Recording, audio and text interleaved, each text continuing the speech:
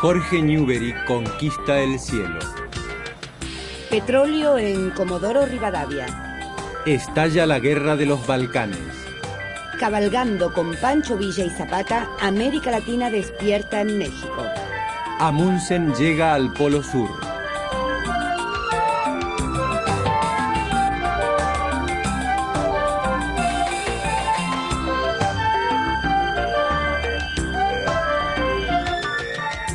El 25 de diciembre de 1907, dos porteños, el acaudalado Aarón Anchorena y el famoso deportista Jorge Newbery, se elevaron a bordo del globo El Pampero.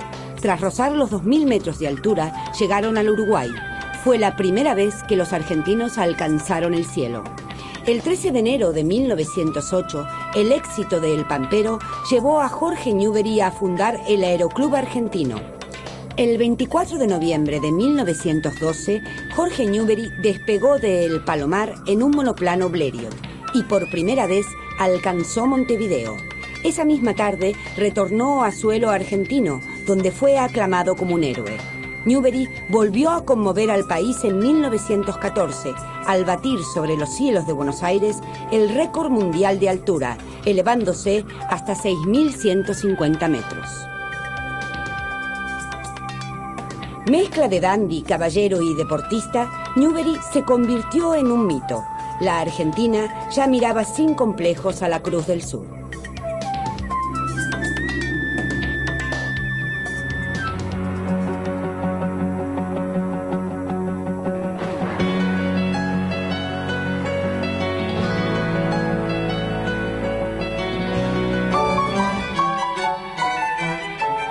Ayudar a la independencia de los chicos fue el objetivo central de María Montessori, la primera mujer italiana en obtener un doctorado. Preocupada inicialmente por los chicos con deficiencias mentales, Montessori descubrió la importancia de las condiciones en que se desarrolla el proceso educativo.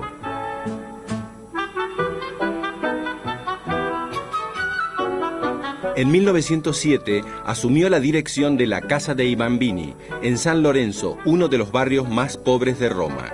Ahí eran acogidos los chicos de la calle. En esa experiencia, María Montessori descubrió que las tareas manuales favorecen el aprendizaje. Los escolares, sobre todo los de menor edad, comprendían más el mundo a través de los sentidos que del razonamiento lógico. A partir de esta concepción, la pedagoga desarrolló el llamado Material M. Era una batería de juegos didácticos destinados a que el escolar, mediante un proceso lúdico, desarrolle su capacidad de conocimiento. El material educativo de Montessori obtuvo éxitos asombrosos. Jugando, los chicos aprendían a leer y escribir a la edad de 4 años. El método Montessori alcanzó fama internacional y encontró entusiastas partidarios en los ámbitos pedagógicos de todo el mundo. Todavía hoy sus teorías son reivindicadas por los docentes, sobre todo en el nivel preescolar.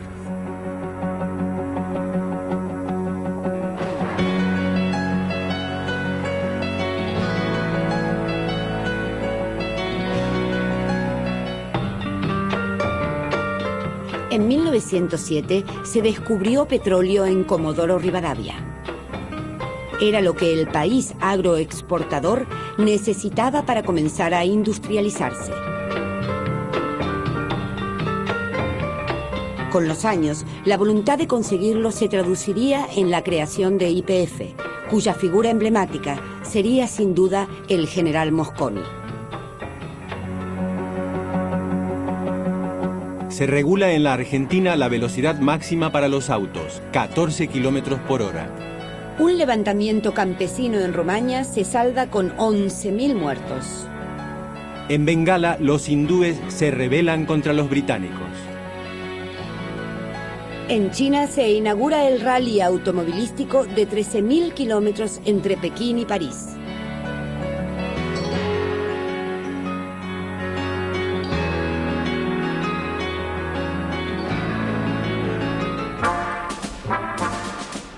El 23 de julio de 1908 estalló en Tesalónica una revolución, la de los jóvenes turcos. Tesalónica, capital de Macedonia, era la ciudad más importante del Imperio Otomano después de Constantinopla. Los jóvenes turcos, representantes de una corriente nacionalista del ejército, aspiraban a un imperio moderno y centralista. Pronto amenazaron con ocupar Constantinopla, sede del sultán Abdülhamid II. Exigían la restauración de la Constitución de 1876, abolida en 1878 por el sultán. Durante 3 décadas, Abdülhamid había gobernado despóticamente. Presionado por los jóvenes turcos, el sultán reimplantó la Constitución y el sistema parlamentario.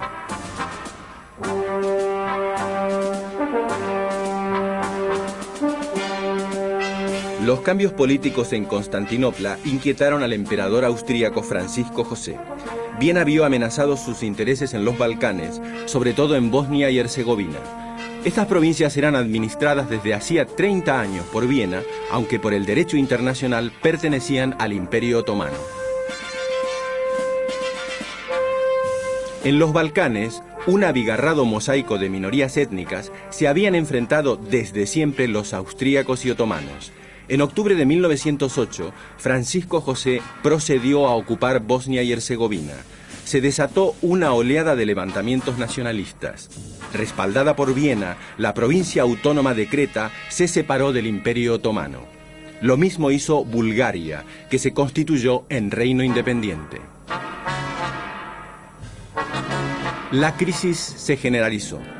La reconversión constitucional de Abdülhamid convenció a pocos. En 1909, los sectores conservadores del ejército dieron un golpe y destituyeron al sultán. Le sucedió su hermano Mehmed V, pero el poder real estaba en manos de los jóvenes turcos. En ellos confiaba la minoría cristiana, hasta entonces despojada de derechos políticos. Sin embargo, los jóvenes turcos, marcadamente nacionalistas, resultaron más intolerantes con las minorías que el régimen anterior. Las reivindicaciones de los armenios, búlgaros y macedonios fueron reprimidas salvajemente. En 9 meses, más de 1,5 millones de armenios fueron exterminados. Sin embargo, la política genocida no afianzó el poder otomano en el sudeste europeo. Al contrario, el viejo imperio de la Media Luna comenzó a desintegrarse.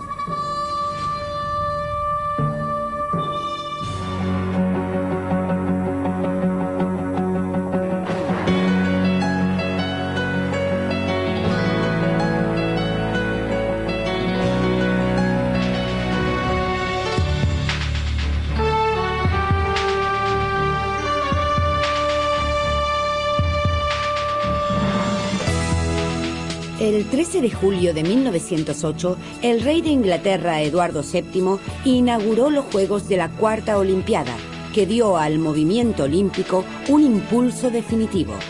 En solo 2 años, en Shepherd Bush, cerca de Londres, se había construido un estadio polideportivo para 100.000 espectadores. Por primera vez, en la ceremonia inaugural, los equipos nacionales desfilaron detrás de sus respectivas banderas. Un total de 2.035 atletas de 23 países, entre ellos 36 mujeres, compitieron por las 116 medallas de oro.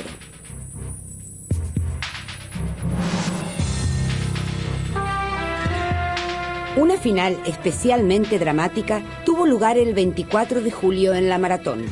El corredor italiano Dorando Pietri se desplomó pocos metros antes de alcanzar la meta y fue arrastrado hasta la línea de llegada por 2 custodios del recorrido.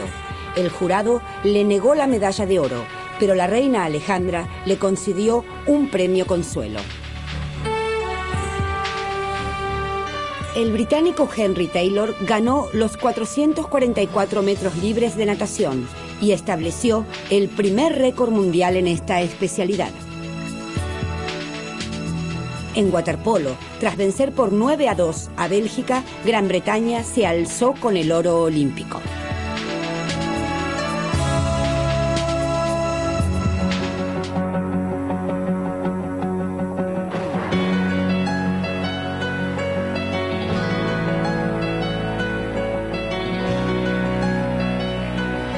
El 21 de junio de 1908, 250.000 sufragistas se concentraron en el Hyde Park de Londres.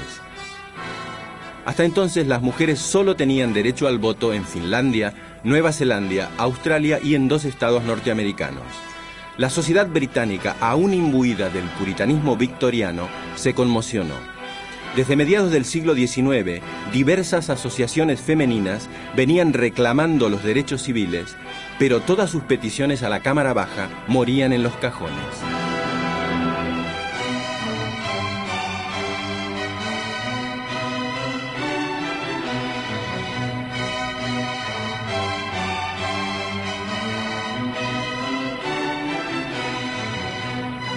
En 1903, Emmeline Pankhurst y sus hijas Christabel y Sylvia decidieron llevar las reivindicaciones a la calle. Fundaron en Manchester una asociación radical de sufragistas, la Unión Social y Política de las Mujeres. La asociación se convirtió pronto en una organización de masas que aglutinaba a mujeres de distintos sectores sociales. En 1905, con la llegada de los liberales al gobierno, las sufragistas abrigaron grandes expectativas. Pero la esperanza no les duró mucho. Presionados por los conservadores, los liberales tampoco aprobaron el voto femenino. Emmeline Pankhurst decidió intensificar la lucha. Las sufragistas optaron por la acción directa. Las activistas interrumpían las sesiones de la Cámara Baja, enfrentaban a la policía, apedreaban edificios públicos y provocaban incendios. La organización logró centrar la atención de la opinión pública mundial y su ejemplo fue seguido en otros países. Pero el derecho al voto femenino recién se extendería al terminar la Primera Guerra Mundial.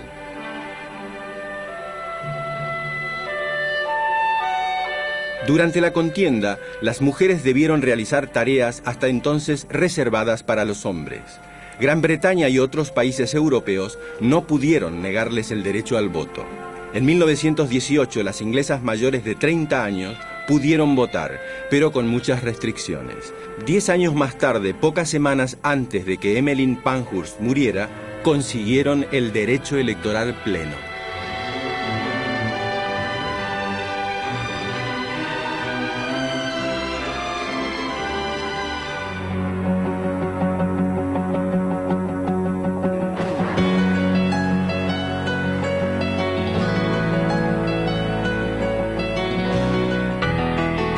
El coronel Ramón L. Falcón, jefe de policía, avanzaba por la avenida Quintana.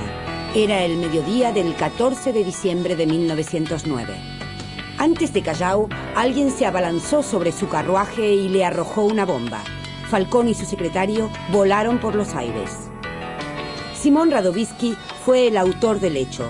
Su grito de «¡Viva la anarquía!» fue la rúbrica de un atentado que conmovió al país. Falcón en persona había dirigido el desalojo de numerosos conventillos donde era fuerte el anarquismo. Para los ácratas, Falcón era un blanco justificado. Menor de edad, Radovisky no pudo ser fusilado. Permaneció encarcelado en Ushuaia 20 años.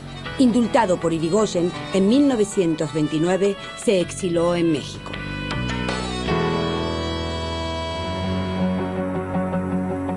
El 10 de junio de 1909, el barco británico Eslavonia emite por primera vez un SOS. Japón se apodera de Corea.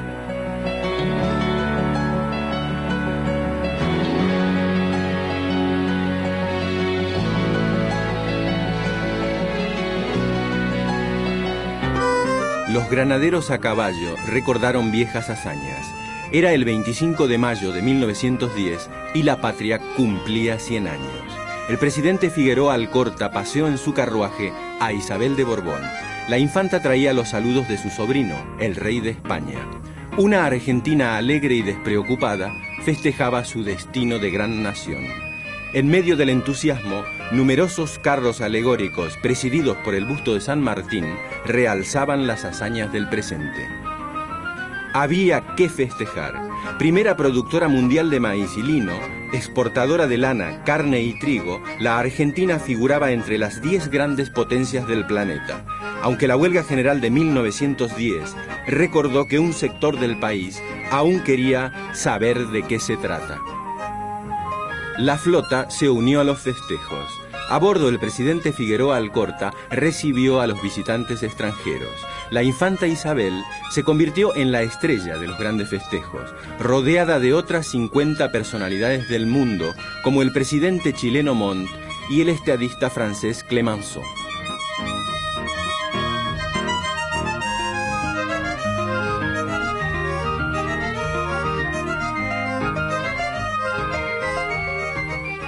La flota realizó maniobras y lanzó incontables salvas, mientras la marinería vivaba encubierta a la patria y la patria nadaba en la abundancia.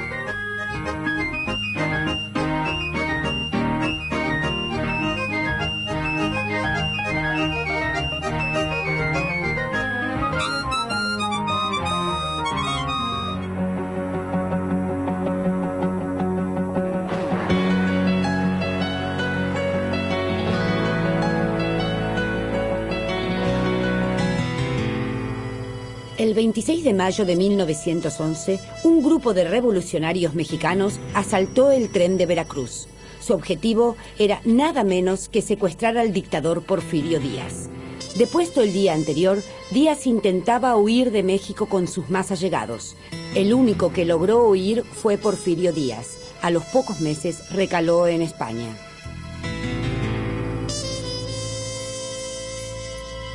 Durante más de 30 años, Díaz había gobernado el país con mano durísima, apoyado por una minoría oligárquica y por Estados Unidos. La expropiación de tierras a las comunidades indígenas y el aplastamiento de todo conato opositor condujeron al surgimiento de grupos revolucionarios armados. En 1910, la decisión de Porfirio Díaz de ser reelecto nuevamente incrementó la espiral de violencia.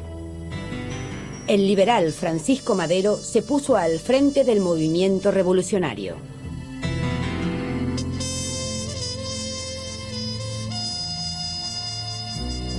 Madero era tan firme partidario de la democracia como vacilante ante los latifundistas que se oponían al reparto de tierras. Los campesinos, que constituían la base social de la revolución y reclamaban tierra y libertad, buscaron nuevos líderes. En el norte, Pancho Villa, y en el sur, Emiliano Zapata. Ayudado por Villa y Zapata, Madero logró derrocar a Porfirio Díaz y en 1911 ser elegido presidente. La tranquilidad volvió a México, pero por poco tiempo. La reforma agraria era una promesa que no se cumplía. Decepcionado de Madero, Zapata volvió a alzarse y comenzó a repartir las tierras. El ejército, formado para estar al servicio de los terratenientes, procedió a la represión más sanguinaria. Madero se vio acorralado entre dos fuegos.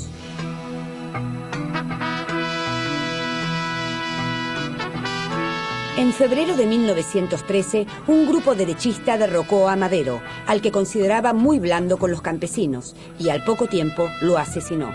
Victoriano Huerta se hizo con el poder e incrementó la represión. Venustiano Carranza ocupó el lugar de Madero, pero asoció con más énfasis las banderas de la democracia y la reforma agraria. En el verano siguiente, los revolucionarios tomaron la Ciudad de México. En 1915, Carranza asumió la presidencia del país.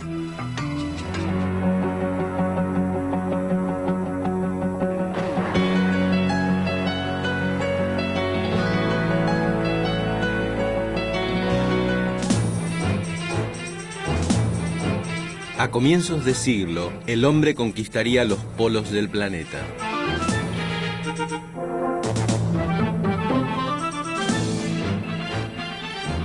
En abril de 1906, el hombre llegó por primera vez al Polo Norte. El norteamericano Robert Edwin Peary culminó la hazaña después de 20 intentos. Para conseguirlo, fue el primero en utilizar los recursos de los esquimales. Su ropa era de piel, viajaba en trineos tirados por perros y calzaba botas de nieve. A diferencia de otros exploradores, Peary pensó que la época ideal para viajar al polo era el invierno, ya que el hielo endurecido permitiría avanzar más rápido. No se equivocó. En el helado continente antártico, a 2.700 metros sobre el nivel del mar, el Polo Sur era otro desafío aún sin respuesta. En 1911, dos hombres consiguieron pisarlo, el noruego Ronald Amundsen y el británico Robert Falcon Scott. Antes de conseguirlo, Amundsen se había propuesto un objetivo geográfico totalmente opuesto, el Polo Norte, pero el norteamericano Robert Peary le había ganado de mano. En agosto de 1910, Amundsen zarpó de Noruega rumbo a la Antártida a bordo del buque oceanográfico Fram. Llegó al continente blanco a comienzos de 1911 y estableció una base en la Bahía de las Ballenas. Scott alcanzó la Antártida casi al mismo tiempo, a 650 kilómetros de la base de Amundsen. Scott y Amundsen iniciaron una espectacular carrera por alcanzar la meta. Era invierno y la temperatura llegaba a los 35 grados centígrados bajo cero.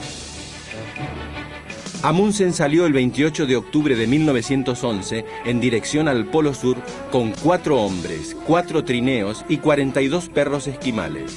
Scott se puso en camino 12 días más tarde con trineos motorizados y caballos. Pronto se vio que su táctica había sido errónea. Los caballos no aguantaban el frío y los motores no podían con el terreno escarpado y el hielo. Scott y sus hombres terminaron arrastrando a mano sus equipos.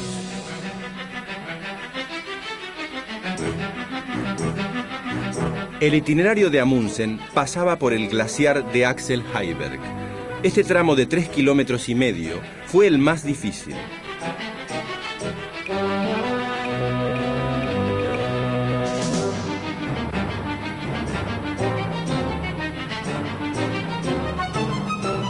A los 4 días, el equipo noruego alcanzó la meseta central de la Antártida. El 15 de diciembre, Amundsen se convirtió en el primer ser humano que pisaba el Polo Sur. Scott, en cambio, pagó trágicamente sus errores. Él y todos sus hombres murieron a manos del frío polar. El rey Jorge V de Gran Bretaña es coronado en Westminster. Se inician los primeros tratamientos de quimioterapia para curar procesos infecciosos. 70.000 mineros se declaran en huelga en la cuenca del Ruhr.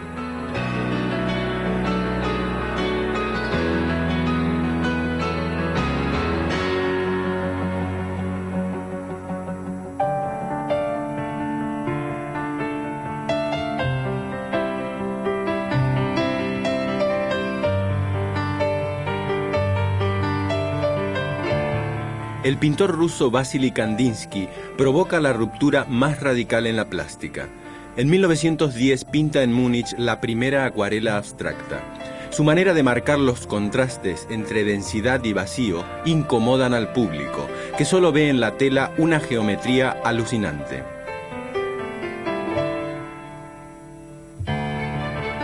Secundado por el expresionista Franz Marc, Kandinsky creó en 1911 la Asociación de Artistas Der Blaue Reiter, o sea, el jinete azul. El nombre se asociaba con los extraños animales que pintaba Franz Marc. Cada color tenía un significado simbólico. El azul, asociado a la rudeza, representaba lo masculino. El amarillo, suave y risueño, lo femenino. Y el rojo, denso y subido, la materia en movimiento.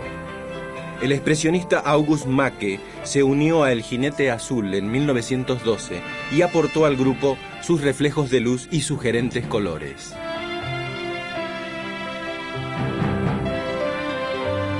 El pintor Marc Chagall, nacido en Rusia, se aventuró por otros senderos. Llegó a París en 1910 y se interesó por las vanguardias, pero sus obras, siempre imbuidas de un aire onírico, se mantuvieron fieles a la vida cotidiana y a los mitos de las aldeas judías de Rusia.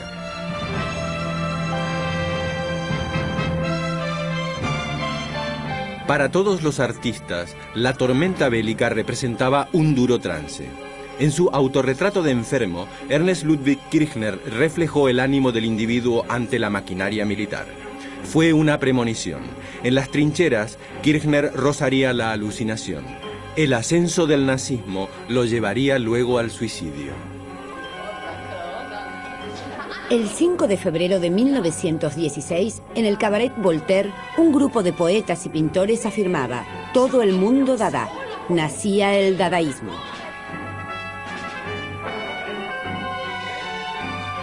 Tristan Tzara, Hugo Ball y Hans Arp le hacían al público guiños absurdos para que despertase de la modorra conformista.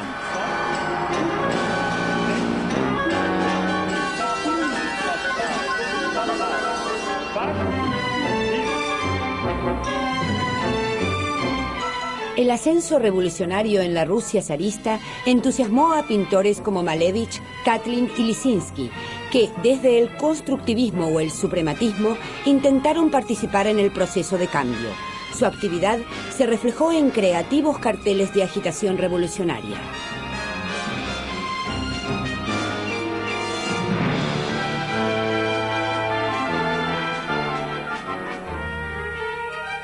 También la música acusó recibo de los nuevos tiempos, aunque en medio de grandes escándalos, como ocurrió con Igor Stravinsky. El 19 de mayo de 1913, el estreno de su Consagración de la Primavera acabó en una batalla campal. Por el contrario, con su ópera El Caballero de la Rosa, estrenada en Dresde en 1911, Richard Strauss obtuvo un aplauso unánime. El mundo aún quería soñar.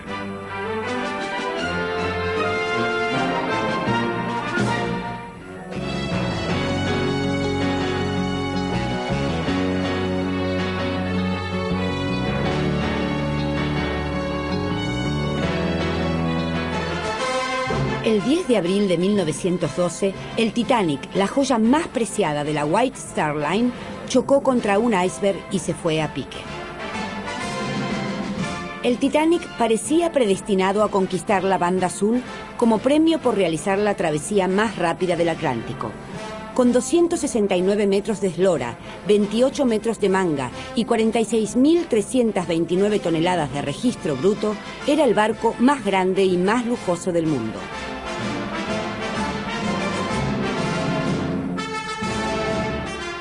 Tenía cabida para 5.000 pasajeros y sistemas de seguridad a prueba de cualquier fatalidad.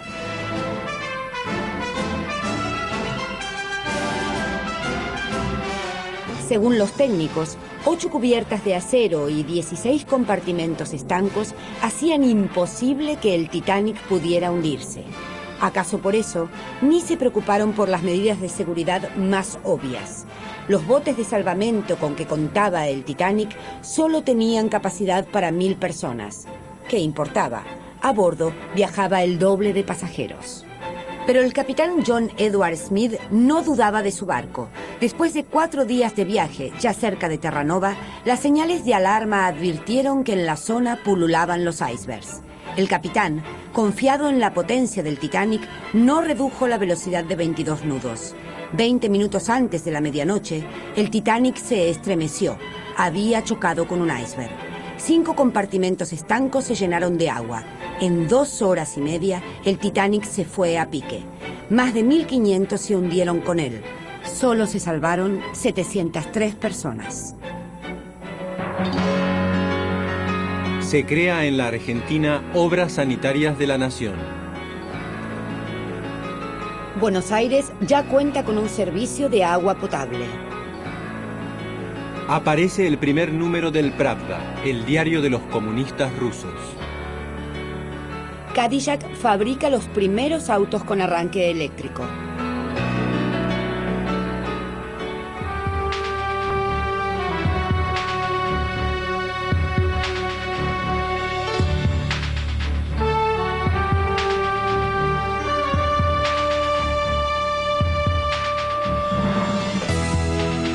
El 6 de julio de 1912, el rey Gustavo de Suecia inauguró los 5º Juegos Olímpicos en el nuevo estadio Olimpia de Estocolmo.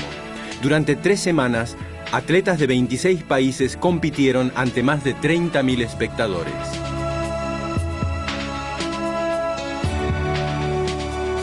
El sudafricano Rudolf Lewis ganó la prueba de ciclismo olímpico.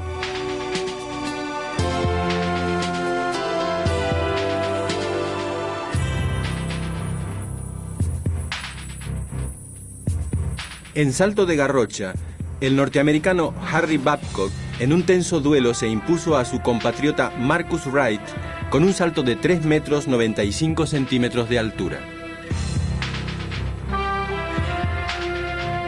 El griego Konstantin Tsichiritas ganó ampliamente el salto de longitud.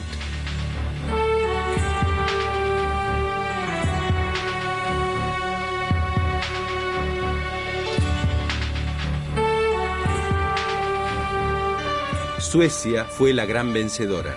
Con 24 medallas de oro y plata, el país anfitrión se clasificó primero, superando a Estados Unidos y Gran Bretaña.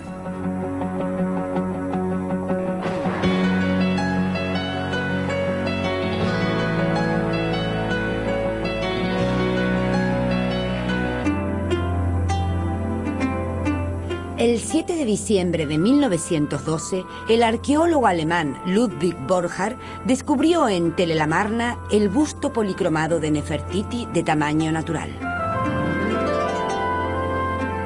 La reina Nefertiti, cuyo nombre significa Bienvenida la Hermosa, vivió en el siglo XIV a.C. y fue la esposa del faraón Amenofis IV Ecnatón. Borchardt no encontró el busto en las ruinas del palacio, sino en las de un taller de escultura. Al parecer, el busto había servido de modelo para numerosas réplicas. Los milenios no habían eclipsado la belleza de Nefertiti, solo le habían cerrado el ojo izquierdo. Este guiño no salvó a la bella Nefertiti de terminar en el Museo Egipcio de Berlín.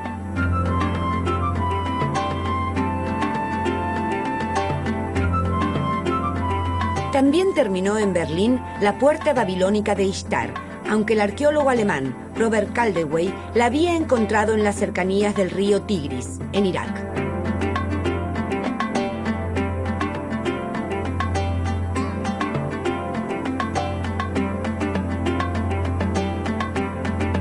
Las excavaciones del británico Sir Arthur John Evans también maravillaron a la opinión pública. Evans encontró el Palacio de Knossos en Creta. El siglo XX logró curiosear en la sala del trono, las habitaciones y los talleres, los frescos y los relieves de estuco. Las intimidades de la civilización minoica, transcurrida 4000 años antes, cobraron actualidad.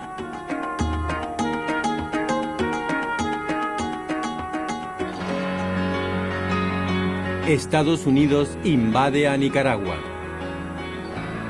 Roma bombardea Beirut y estalla el conflicto entre Italia y el Imperio Otomano.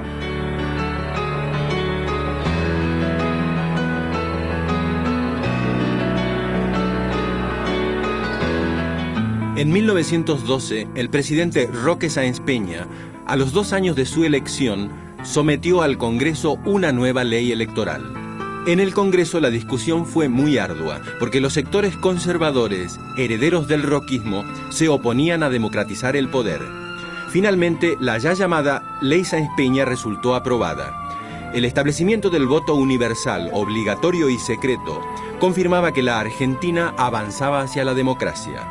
Pese a las imperfecciones, como que se votase en plena calle, la reforma electoral ampliaba la ciudadanía, garantizaba su expresión y aseguraba el respeto de las minorías y el control de la gestión gubernamental.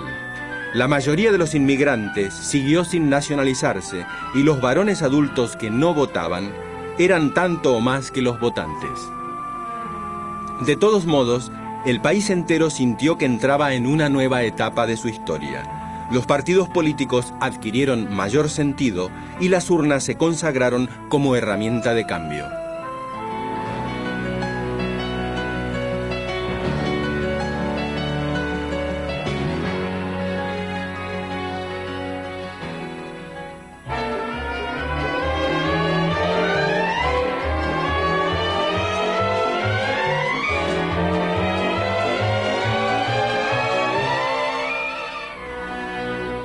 El misterioso Fantomas fascinó a los primeros cinéfilos. Mezcla de caballero y delincuente, su identidad permaneció siempre desconocida. El director francés Louis Feuillade había trasladado al cine una creación novelística de Marcel Allen y Pierre Soubestre. El éxito inicial del Enmascarado se tradujo pronto en toda una serie de películas. Fantomas causó sensación.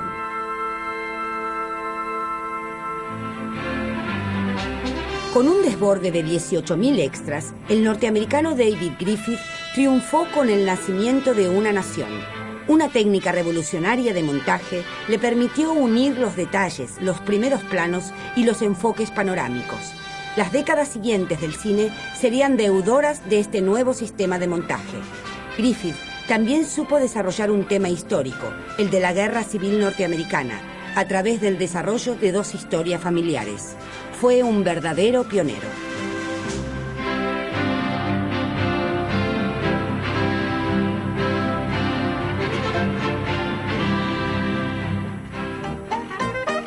A pesar de consagrarse en los años 20, Charlie Chaplin popularizó ya entre 1917 y 1919 su entrañable Vagabundo. Eterno perdedor, Carlitos supo sortear los golpes de la vida con humor y ternura, ingredientes que lo convertirían en una de las figuras señeras del cine.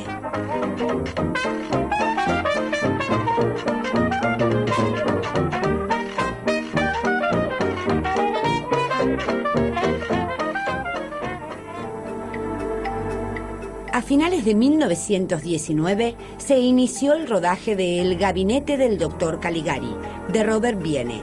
Los decorados fueron plasmados por los pintores expresionistas que transmitieron al mundo una sensación de pesadilla. Desde la llegada del Dr. Caligari con un médium a un pueblo, se sucedían los misteriosos crímenes. El Dr. Caligari, que en realidad era el director de un manicomio, investigaba los crímenes. De este modo, con una mezcla de escenas argumentales y marginales, la película plasmaba una alegoría de la realidad. Las reacciones fueron muy diversas, pero nadie salía indiferente de la sala después de verla.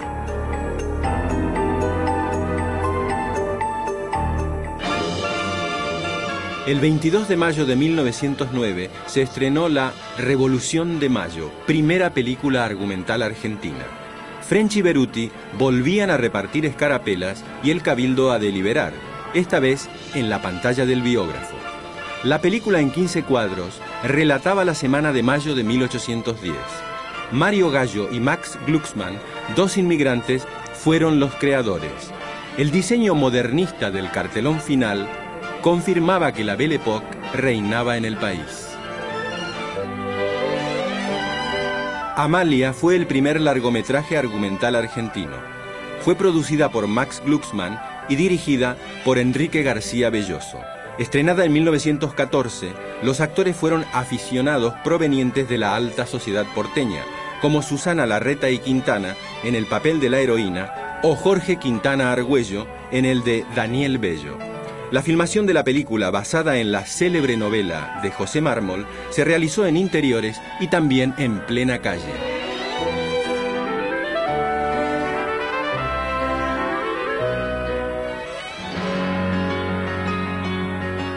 Los aparatos eléctricos facilitan el trabajo de las amas de casa.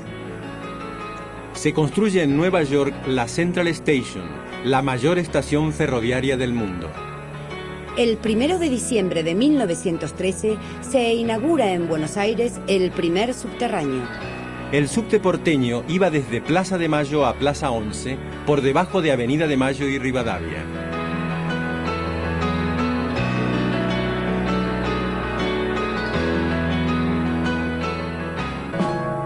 El 28 de junio de 1914, el archiduque Francisco Fernando, sucesor del trono austrohúngaro, viajó a Sarajevo. Durante el traslado en auto por la ciudad, el vehículo se detuvo. Fue la oportunidad para Gavrilo Princip, un nacionalista serbio que sacó el arma y disparó. Francisco Fernando y su esposa se desplomaron. El asesinato del archiduque encendió la mecha de una contienda que la euforia inicial llamaría la Gran Guerra.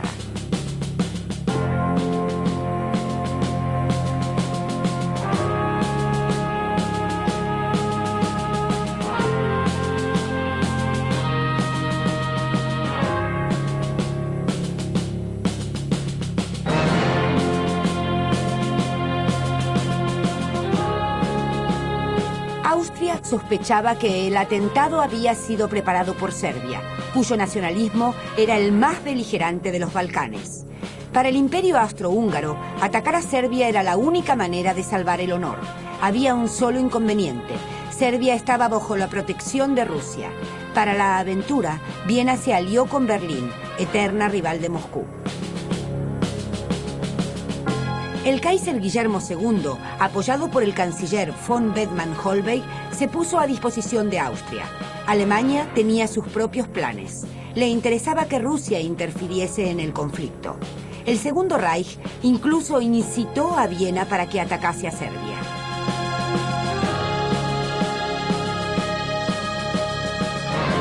Alemania movía unas piezas que harían temblar a todo el ajedrez europeo. Por la Triple Alianza, Rusia era aliada de Francia y Gran Bretaña. Pero el juego bélico parecía no asustar a nadie. la guerra aún no sonaba a horror, sino a gloria y patriotismo.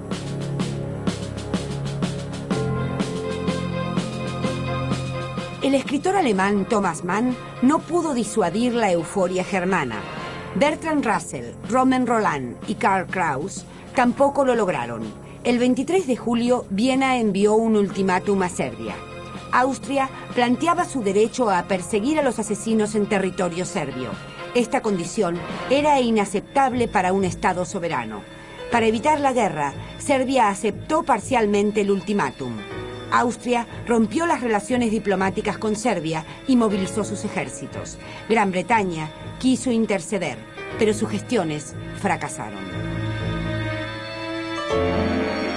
El 28 de julio, Viena declaró la guerra a Serbia.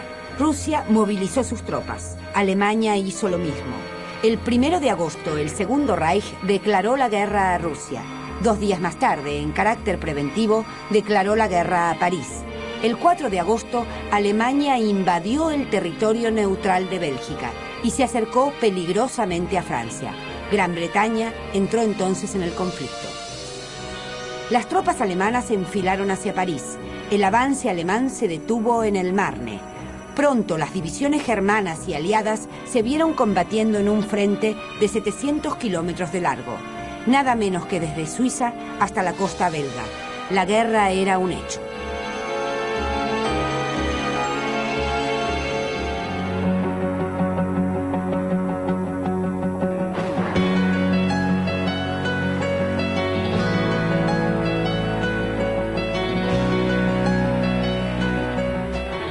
La gran sensación de la segunda década fue la pollera tubo, lanzada por el modisto parisino Paul Poiret. Era una pollera de corte recto hasta la pantorrilla, donde se estrechaba con un entalle. Esta línea obligaba a las mujeres a caminar con pasitos cortos e insinuaba atrevidamente las curvas femeninas. En 1911, la pollera pantalón lanzada por el mismo Poiret ofreció a las damas más libertad de movimiento. Pero estos vestidos largos con perneras muy anchas no llegaron a imponerse. Por su parte, la moda tango de misterioso halo porteño permitía a las mujeres otras osadías, escotes pronunciados, sensuales plumas y polleras con un corte que dejaba pispear algunas tentaciones. En Alemania, los defensores de la moral exigían romper con la decadencia francesa. Los aires bélicos imponían la reafirmación patriótica de productos nacionales como el lino y el estambre y de líneas más severas, más teutonas.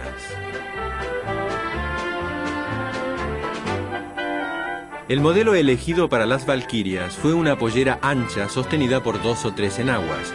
Su largo, solo hasta las pantorrillas, no se debía a falta de pudor, sino al ahorro de tela que exigía la nación. En todos los países se volvió difícil conseguir vestidos nuevos. Bajo la consigna de ropa vieja, moda nueva, las mujeres se las ingeniaron para llenar las carencias de la retaguardia con mucha imaginación.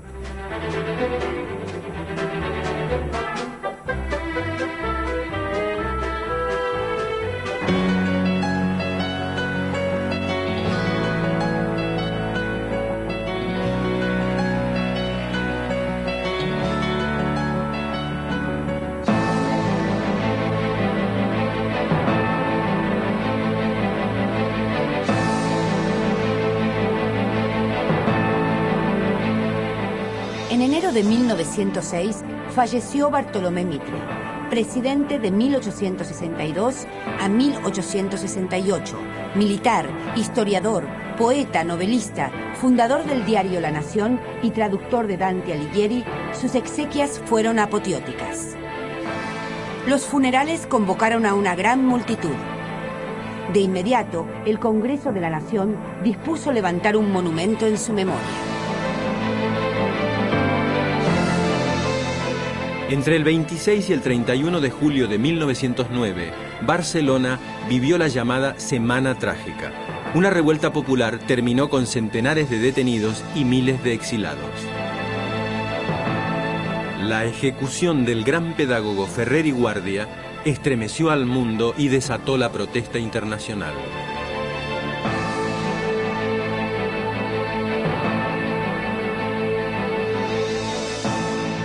El detonante del levantamiento fue la llamada a filas de los reservistas para Marruecos. La guerra colonial en el norte de África le resultaba totalmente ajena a la población civil. El antimilitarismo y el anticlericalismo se conjugaron en una serie de asaltos a conventos y colegios religiosos. En 1909 se inauguró el túnel trasandino y el ferrocarril unió la Argentina y Chile. Se demostraba la vocación de paz de dos países que aún mantenían problemas fronterizos. El 20 de noviembre de 1910, toda Rusia lloró la muerte del conde León Tolstoy. El gran escritor cristiano consecuente con el Evangelio murió a los 82 años en Astapovo. Sus novelas como Guerra y Paz o Ana Karenina, sus descripciones sociales y psicológicas certeras influirían en la narrativa moderna más allá de las fronteras rusas. Tolstoy, venerado también por su integridad moral, legó los latifundios de su familia a los campesinos. Los zares nunca dejaron de mirarlo con desconfianza.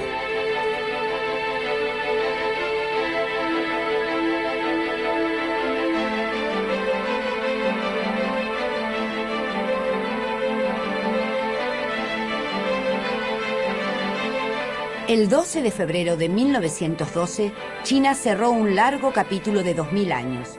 Su emperador fue destituido.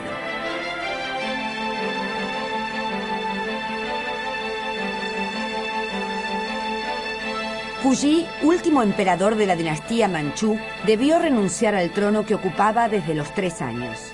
Las fuerzas revolucionarias impusieron la república.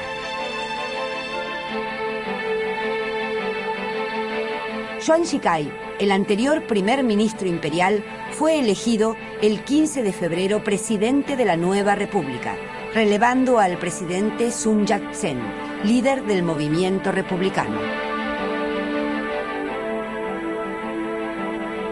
En el verano de 1912, la muerte del emperador Meiji Tenno Mutsuhito marcó el fin de una era. Mutsuhito había asumido el trono a los 14 años y lo dejaba vacante a los 59. Entretanto, el Japón, siguiendo el ejemplo prusiano, se había convertido en una potencia moderna. Su poderío militar no permitía dudar de ello.